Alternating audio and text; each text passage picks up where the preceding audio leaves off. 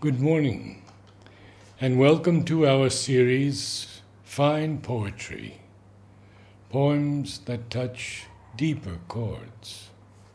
Today we complete our series on W.H. Auden, Part 4. The Shield of Achilles. She looked over his shoulder for vines and olive trees, marble well-governed cities, and ships upon untamed seas. But there, on the shining metal, his hands had put instead an artificial wilderness and a sky like lead.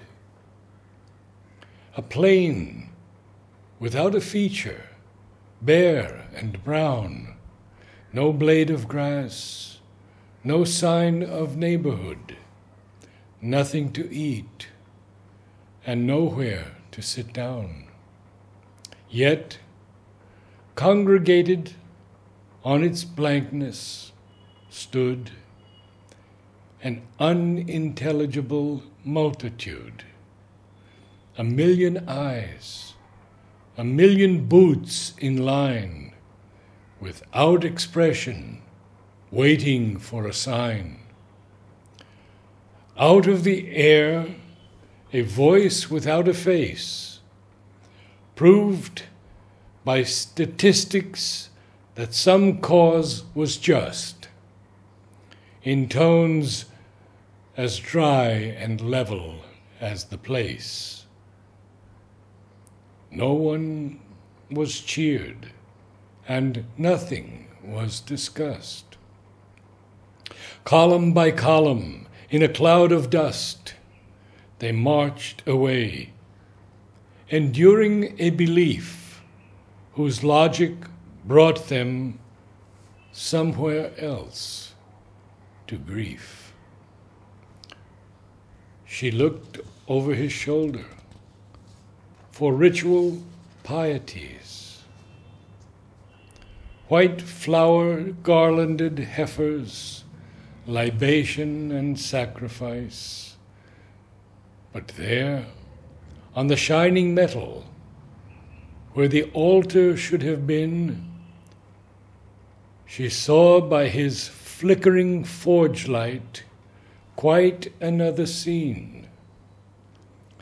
Barbed wire enclosed an arbitrary spot where bored officials lounged. One cracked a joke, and sentries sweated, for the day was hot. A crowd of ordinary, decent folk watched from without, and neither moved nor spoke, as three pale figures were led forth and bound to three posts driven upright in the ground.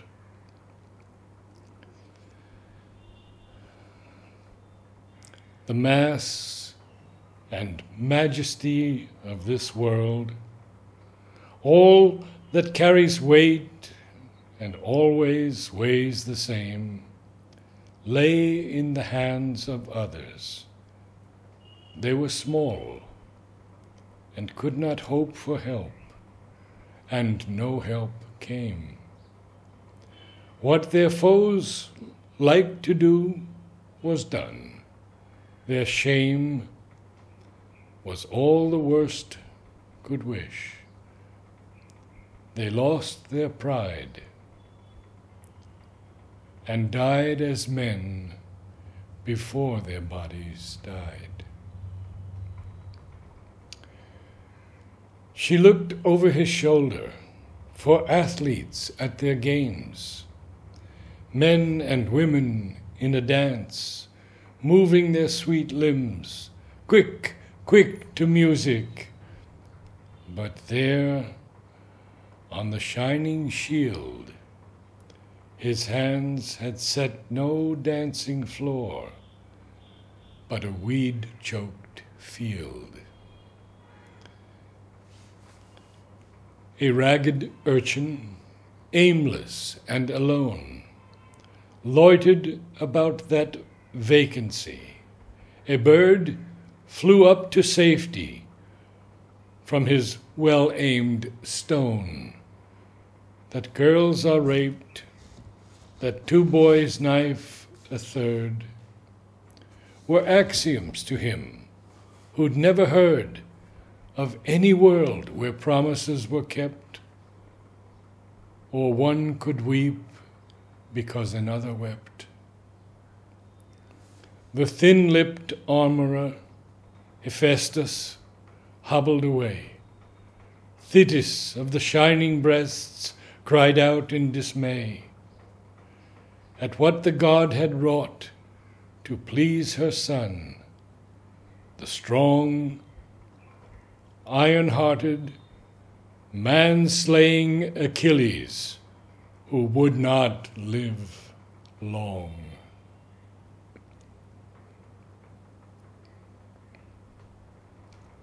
This lunar beauty. This lunar beauty has no history, is complete and early. If beauty later bear any feature, it had a lover and is another.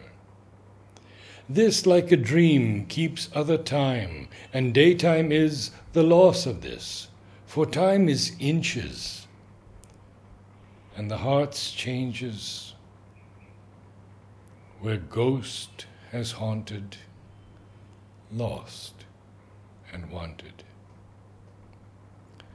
But this was never a ghost's endeavor, nor finish this was ghost at ease. Until it pass, love shall not near the sweetness here, nor sorrow take his endless look.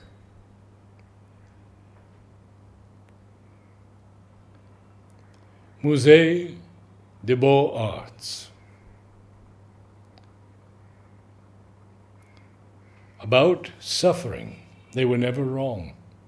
The old masters, how well they understood its human position, how it takes place while someone else is eating or opening a window or just walking dully along. How, when the aged are reverently, passionately waiting for the miraculous birth, there always must be children who did not specially want it to happen, skating on a pond at the edge of the wood. They never forgot that even the dreadful martyrdom must run its course. Anyhow, in a corner, some untidy spot where the dogs go on with their doggy life and the torturous horse scratches its innocent behind on a tree. In Bruegel's Icarus, for instance, how everything turns away, quite leisurely, from the disaster. The ploughman may have heard the splash, the forsaken cry, but for him it was not an important failure. The sun shone